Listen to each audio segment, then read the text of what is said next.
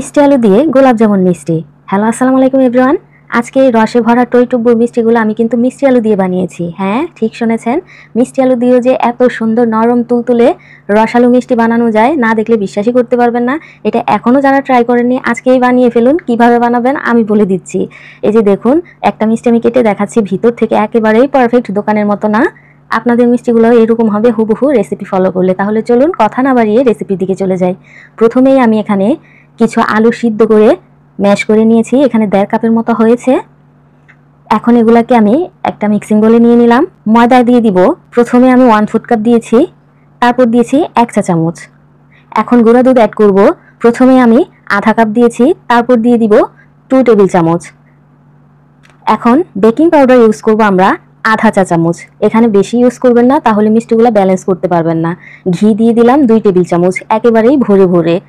মেজারমেন্টগুলো অবশ্যই ঠিক রাখবেন, তাহলে আপনাদের মিষ্টিগুলোও কিন্তু পারফেক্ট দোকানের মতোই হবে আমার রেসিপি ফলো করলে।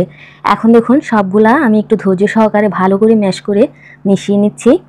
এই কাজটা যতটা ধৈর্য সহকারে ভালো করে মিশিয়ে নিতে পারবেন, আপনার মিষ্টির রেজাল্ট কিন্তু ততই ভালো আসবে। এই যে দেখুন, মিশানো হয়ে গেছে। এখন আমি যেটা করব, হাতটাকে একটু ভালো করে ক্লিন করে আসবো আর হাতে একটু ঘি লাগিয়ে নিব। এতে করে কিন্তু আমার মিষ্টির শেপগুলো দিতে পারফেক্ট হবে। এখন আপনারা যে কোনো সাইজের বানিয়ে নিতে পারেন, ছোট, বড়, লম্বা, গোল, চ্যাপ্টা, যেটা আপনাদের ভালো লাগে সেই শেপটাই দিয়ে দিবেন। আমি একটু দোকানের মতো লম্বা লম্বা করে নিয়েছি। এভাবেই আমি সবগুলা করে নিলাম। এই যে দেখুন, অনেকগুলো প্রায় মিষ্টি হয়েছে। এখন তেলের টেম্পারেচারটা একটু দেখুন, একেবারেই কিন্তু বুদবুদে সৃষ্টি হচ্ছে না। মিষ্টিগুলা ভাজার ক্ষেত্রে কিন্তু তেলের টেম্পারেচার এরকমই থাকতে হবে। খুব বেশি গরম তেলের মধ্যে ছেড়ে দিলে কিন্তু মিষ্টিগুলা সাথে সাথেই ফেটে যাবে। সবগুলা দেওয়া হয়ে গেলে একটু নেড়ে চেড়ে দিবেন, না হয় কিন্তু নিচ থেকে কালার চলে আসবে। এভাবে একটু নেড়ে চেড়ে দিলেই কিন্তু ইজিলি এগুলা কুক হতে পারবে। কিছুক্ষণ রেখে দেওয়ার পরেই দেখুন সবগুলা ফুলে ডাবল হয়ে গেছে। এই পর্যায়েও আমি একটু নেড়ে চেড়ে দিচ্ছি, না হয় কিন্তু সব সাইড থেকে একই কালার আসবে না। এক সাইড বেশি আসবে, আরেক সাইড কম আসবে। একটু সাবধানতা অবলম্বন করে মিষ্টিগুলা নাড়িয়ে দিবেন। এই অবস্থায় কিন্তু অনেক নরম থাকে। এই যে দেখুন, এখন আমি একটা স্প্যাচুলারের সাহায্যে আবারও নেড়ে চেড়ে দিচ্ছি। অনেকক্ষণ যাবত আমি উল্টে পাল্টে নেড়ে চেড়ে সবগুলাকে আমি প্রপারলি কালার নিয়ে আসব। আর এই মিষ্টিগুলা কিন্তু নেড়ে চেড়ে কালার নিয়ে আসতে হবে। নাড়াচাড়া বন্ধ করে দিলে কিন্তু এক সাইড কালার আসবে, আরেক সাইড কালার আসবে না। এই যে দেখুন, আমার মিষ্টিগুলা কিন্তু একেবারেই কালার চলে আসছে। আমি এই অবস্থায় উঠিয়ে নিব। আপনারা চাইলে আর একটু ডার্ক করতে পারেন, তবে আমার কাছে এটাই ভালো লেগেছে, তাই আমি এই অবস্থায় উঠিয়ে নিয়েছি। এই যে দেখুন, এখন এগুলাকে রেখে দিব প্রপারলি ঠান্ডা হওয়ার জন্য।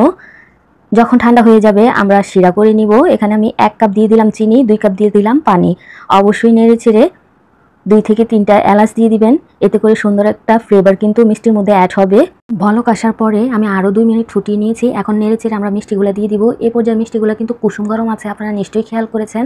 আমি কিন্তু চিপ দিয়ে ধরে রাখতে পেরেছি। মিষ্টিগুলা নিম নিম গরম আছে। এখন একে একে সবগুলা মিষ্টি আমি দিয়ে দিব। দিয়ে ঢাকনা দিয়ে ঢেকে আমি 5 মিনিট ফুটিয়ে নিব মিডিয়াম টু লো হিটে।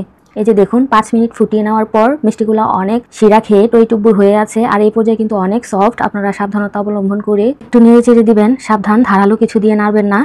এই অবস্থায় আমি চুলার আঁচটা বন্ধ করে রেখে দিব ঠান্ডা হওয়ার জন্য। আসলে আমি রাতের বেলা মিষ্টিগুলা বানিয়েছি, সারা রাত আমি এভাবেই রেখে দিয়েছিলাম। পরদিন সকালের অবস্থা দেখুন, আমার মিষ্টিগুলা কতটা ফুলে ডাবল হয়ে আছে। মিষ্টিগুলা শিরাটাকেও টেনে কিন্তু অনেকটাই স্যুপ করে নিয়েছে। এই যে দেখুন, কতটা নরম তুলতুলে, একেবারেই পারফেক্ট দোকানের মতো না। আপনারা অবশ্যই বাসায় একবার ট্রাই করবেন। মিষ্টি আলু দিয়ে যে এত সুন্দর নরম তুলতুলে পারফেক্ট দোকানের মতো মিষ্টি বানানো যায়, আপনারা না বানালে বিশ্বাসই করতে পারবেন না। এখন আমি যেটা করব, কিছুটা গুঁড়ো দুধের মধ্যে একটু গড়িয়ে হাত দিয়ে এভাবে ডলে ডলে মাওয়ার মতো বানিয়ে নিব। এতে করে একেবারেই দোকানের লুক চলে আসবে। এখন দেখুন, গার্নিশিংয়ের জন্য একটু পেস্তা বাদাম আর কিছুটা গোলাপের পাপড়ি দিয়ে আমি ডেকোরেশনটা কমপ্লিট করলাম। বাসায় অবশ্যই একবার ট্রাই করবেন। আর আপনাদের মিষ্টিটা কেমন হয়েছে এটা জানাতে একদমই ভুলবেন না। আর এটার টেস্টের কথা কি বলবো, দোকানের মিষ্টিকেও হার মানিয়ে ফেলবে। এটা এতটা মজার হয়, যাকে খাওয়াবেন আপনার ফ্যান হয়ে যাবে। বিশ্বাস না হলে একবার বাসায় অবশ্যই বানিয়ে দেখবেন। যারা চ্যানেলে নতুন, এখনও চ্যানেলটাকে সাবস্ক্রাইব করেনি, প্লিজ সাবস্ক্রাইব করে আমার পাশেই থাকবেন। আর যারা অলরেডি করে দিয়েছেন তাদেরকে জানাই অসংখ্য ধন্যবাদ। একটা মিষ্টি আমি কেটে দেখাচ্ছি। এই যে দেখুন, কতটা ইয়াম্মি হয়েছে, একেবারেই পারফেক্ট দোকানের মতো। সো এভরিওয়ান, এতক্ষণ ধরে ধৈর্য ধরে যারা আমার ভিডিওটা দেখতেছেন তাদেরকে জানাই অসংখ্য ধন্যবাদ। নেক্সট ভিডিও দেখার আমন্ত্রণ জানিয়ে এখানেই বিদায় নিচ্ছি। আল্লাহ হাফেজ।